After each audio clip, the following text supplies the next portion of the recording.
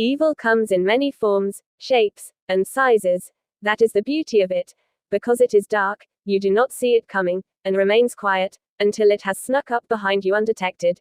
It is often appealing, so you do not realize it is evil, until it has caught you in its web, and you cannot move. It is the manifestation of the worst parts of us, and feeds off the pain and suffering of others. So as your evil rises to the surface, because of the wrongs and pains that was done onto you, it will find you, and latch onto you. Together, your evil will devour any good that is left in this world. This is a quote which represents a certain character of the franchise perfectly. Recently Steel Wool's been making it a habit of bringing back certain characters, and going back to multiple parts and areas of the franchise, ones that we either forgot about, or thought their story was done with at the time. Things like Circus Baby's Pizza World, Fredbear's Family Diner, and even the Afton family itself. But as of late, they've been focused on one character specifically throughout all this time, one that we thought didn't have any importance whatsoever, and that we chose to overlook for the longest. Today we will be looking at the puppet, more specifically, their nightmarish counterpart, Nightmarionne. This character's been the topic of many theories and debates regarding the current area of the franchise. But why? What has made this character unique from the many others, especially from the ones who have been the topic of so many theories and debates for the past decade? Well, that's what we're here to find out. In this video, I'll be talking about Nightmarionne's character, their appearances, their role, and how they're more important than you realize. Appearing in FNAF 4's Halloween update, Nightmarionne is a nightmare animatronic, and is the final boss of FNAF 4, replacing Nightmare, who was the original final boss, during the main game. It is a dark twisted version of the puppet, and has a black and white color scheme, with a skeletal body, and striped tentacle-like fingers, and has a white mask, with black tears running down its face, resembling the crying children within a way. Its mouth is in a wide sinister grin, with rows of sharp teeth, and has eyes that are black and sunken, with only small white pupils, able to shine through. They have the exact same mechanics as Nightmare, and is able to crash your game if they jump scare you, taking you back to the main menu, as a result. Their next appearance was within FNAF World's Halloween update, as an unlockable character that can be achieved after beating Foxy.exe, a walking simulator game, where the player must follow a giant withered Foxy's instructions, till eventually beating the game, and unlocking them in your party. Their move set consists of Prize Ball, Bubble Breath, and Fourth Wall, the same move the creator Scott Cawthon has, coincidentally. While most of their appearances have been deemed non-canon, their official canon debut came in the form of Ultimate Custom Night, where like many others, they were given a voice. Here are some of their voice lines. This is a nightmare that you want to wake from. This time, death cannot save you. Let's taste death again and again and again.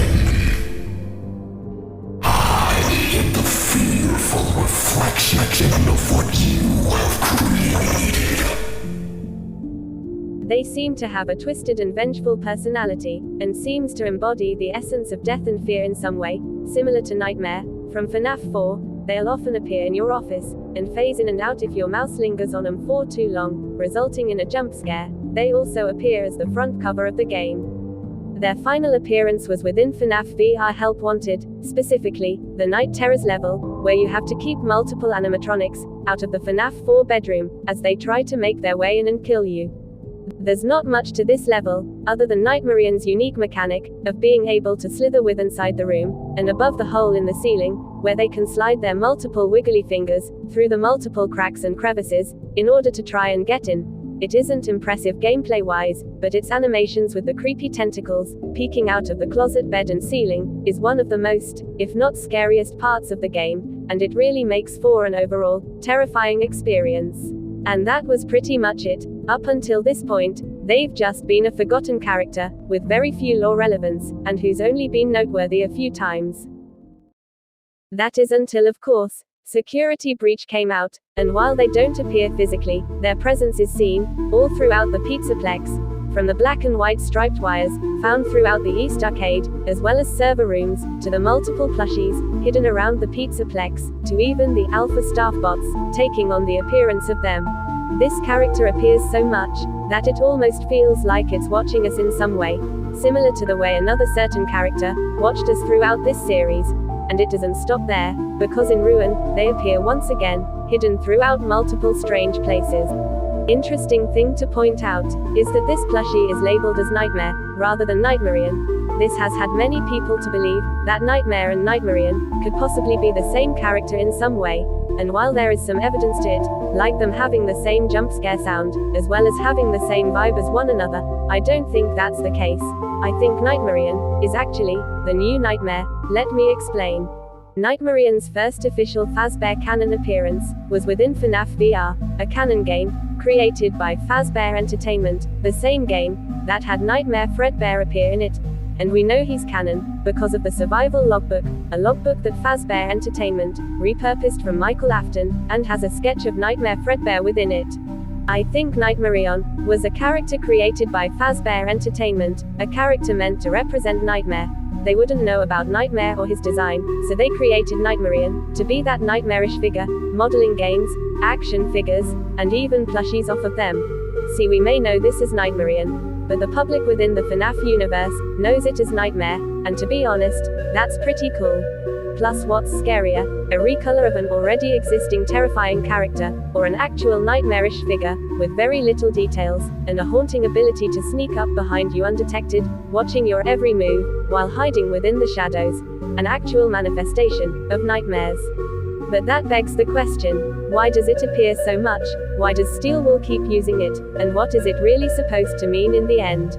Well, I think I have the answer, but in order to do that, we have to look towards one thing, the books, specifically, how they work. I've always used the books as parallels to an already existing story, rather than being one-to-ones, but I've also used them as a rule book as well. Let me explain. Whether the books are canon or not, they all have one thing in common: they help us understand the rules and canonicity of this franchise. Rather than being all under the same roof or universe, they exist separate, carrying the same rules as one another, while adding in new characters and ideas that could blend over. And as I was looking for what ideas Scott could have had in mind for future installments, like how robot kids could possibly exist, animatronics can body swap with human characters, and FAZBEAR can make a complete double of you, there was one concept that stuck out to me the most, specifically, the properties of Agony.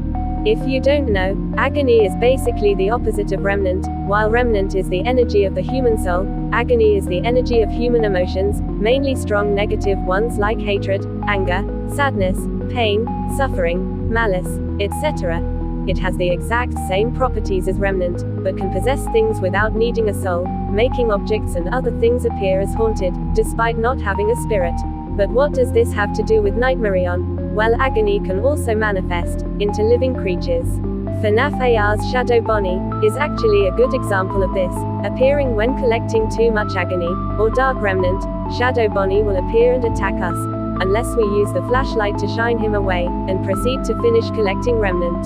The Ultimate Guide explains that Dark Remnant is formed from creating negative emotions, and as a result, can manifest into shadowy creatures. This explains stuff like the shadow animatronics being manifestations of the Agony created from the missing children's incident. The guide also hints to Shadow Bonnie being possibly as a warning towards the player for the result of collecting Remnant. This to me implies that Shadow Bonnie is actually the guardian of Remnant within the FAZBEAR universe, protecting the Remnant from others trying to use or experiment with it.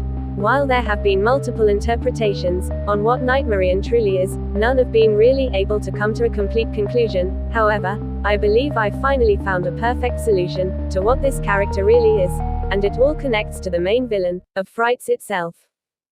Eleanor. In Frights, Eleanor is revealed to be the villain responsible for the multiple deaths and events that happen throughout the franchise. She's said to be this benevolent force of evil, who feeds off the agony of others, while using an illusion disc to transform into multiple characters and animatronics, in order to torment her victims, so that she can steal their agony, and become more powerful, as a result. It's unclear if Eleanor was made from the agony of William Afton, or is simply the result of MCI itself. Some have even theorized that she may be a robotic prototype of Circus Baby, created by William Afton. In fact, her design even resembles somewhat of the evil Charlie from the Fourth Closet, as well as Circus Baby herself, but as I've said, these are just parallels. So if everything is just a parallel, what exactly is Eleanor a parallel to? Well, it's Nightmarionne. Let me explain. I don't think Nightmarionne is Eleanor. Rather, I think they're supposed to represent what Eleanor truly is, an agony-fueled creature, or manifestation. Agony is always represented as a black liquid or dark entity, and in FAZBEAR frights, when Eleanor eventually dies, she ends up spewing out black liquid-like tentacles from her body, a trait only one other character has, in this franchise. Instead of Nightmarionne being a representation of death, what if it's actually a manifestation of agony? This would explain a huge detail that many of us overlook during the events of Security Breach, the Nightmare staff bots. In Security Breach, the Nightmare staff bots are actually labeled infected staff bots. Now why is that? Well, some people think that this may be the result of the mimic virus infecting the Pizzaplex, but that leaves a problem. If Nightmarionne is just another form of the mimic virus, why is it taking the form of Nightmarionne? If it's trying to copy William Afton, wouldn't it make more sense to be a rabbit? It represents itself as Glitchtrap, tries to act like William, and even when it possesses Vanessa as Vanny, it's just Glitchtrap, in a female form, so it can't be the mimic. Plus, agony is known to spread like an infection, whether that be through people's suffering, being transferred to an inanimate object, or even by a literal infection. Agony is known to infect things, in some way, shape, or form. But that leaves the question once again, why Nightmarionne? Well, if Nightmarionne is similar to Eleanor, and Eleanor was supposedly made from the agony of William Afton, then whose agony is Nightmarionne made from? It can't be William Afton's, because as I've said, they represent themselves as a rabbit, so it obviously must be the puppet, right? Well, no, because it doesn't fit with what we know about the puppet. The puppet is seen more as a protector than anything else. It wants to protect the kids during Save Them in FNAF 2, and only attacks unless it's provoked, or feels threatened. The story, You're in the Band, outright shows this, with the character Mike being attacked by the puppet, only when he puts the missing Freddy head back on the animatronic. It never seems to be dangerous, vengeful, or harbor any hatred, even when towards its own killer. Plus Charlie, the spirit who possesses the puppet, is known for protecting the innocent, so it doesn't match up with Nightmarionne's personality, but it does match with the personality of another character, and that character happens to be the one who pulls the strings throughout Ultimate Custom Night itself, the spirit filled with the most hate, the one you should not have killed. Cassidy. This would explain why it acts so much like Golden Freddy, why it watches us like the Fredbear plush in FNAF 4, why it even phases in out of your offices during Ultimate Custom Night, why it has a similar personality, and why despite all the characters of Ultimate Custom Night, they're the one that ends up on the cover of the game. If I'm right about Nightmarionne being the manifestation of agony created by Cassidy, then this would explain one detail that's always bothered me about this character, why it's called Nightmare. I've already mentioned how Nightmarionne is probably a stand-in for Nightmare, being somewhat similar, rather than the same character. However, what if that's actually not the case? What if Nightmarionne is actually just another form of Nightmare, and what is Nightmare called in FNAF 4? Shadow Freddy. Now what's up with Shadow Freddy? Well, people have always thought that Shadow Freddy was just the manifestation of William's wickedness, due to its purple hue, and because it lures animatronics to the back room, similar to how he did. But what if that isn't the case? What if this character isn't a manifestation of agony, or William's wickedness? What if this is how the two souls of Golden Freddy presents itself, taking on the shadowy form of their counterpart? It's not agony, but a spirit's shadow. It's no secret that Golden Freddy houses two souls, and for the longest time we've just accepted that they both represent the same character. But what if this is actually how they represent themselves, both appearing as different versions of the same character, Golden Freddy and Shadow Freddy? As for which spirit this is, well, it's Cassidy. Let me explain. Nightmare Fredbear represents the last thing the bite victim saw, as well as what he faced during his nightmare. It's the thing he's terrified of the most, so it only makes sense for him to represent himself as this. Meanwhile, Nightmare is just a dark reflection of the same character, the same way Shadow Freddy is just the dark reflection of Golden Freddy. And if that wasn't evidence enough, Princess Quest outright shows us, with the princess herself, Cassidy, having a shadowy version of herself, a literal dark reflection of the same character. But the biggest piece of evidence was with Help Wanted 2, having a Nightmarionne plushie appear specifically in Princess Quest 4. Since Princess Quest is a story about Cassidy, it doesn't make sense for it to appear here. That is until you realize that this plush only appears after receiving the sword from the princess herself, after Cassidy passes the torch to us. What if Nightmarionne is Cassidy's agony, infecting the Pizzaplex, causing the events of ruin and security breach to happen, all while watching the events unfold, through whatever form it takes in the end? Something similar which happened with Andrew, being the parallel to Cassidy, anger infecting things, such as the Ella doll, the plush trap, and even the Foxy and Fetch animatronics, as well as many other things. Except in reality, it was never really his agony, but Eleanor, an agony-fueled creature, who was infecting everything. This could be a hint at something larger, or sinister at play here, with Nightmarionne being the center of it all, having them be the one to pull the strings in the future, but of course, that's just my theory. With that, another video, and another mystery solved. Thank you for taking the time to watch, and I look forward to seeing you again, in whatever my next project ends up being.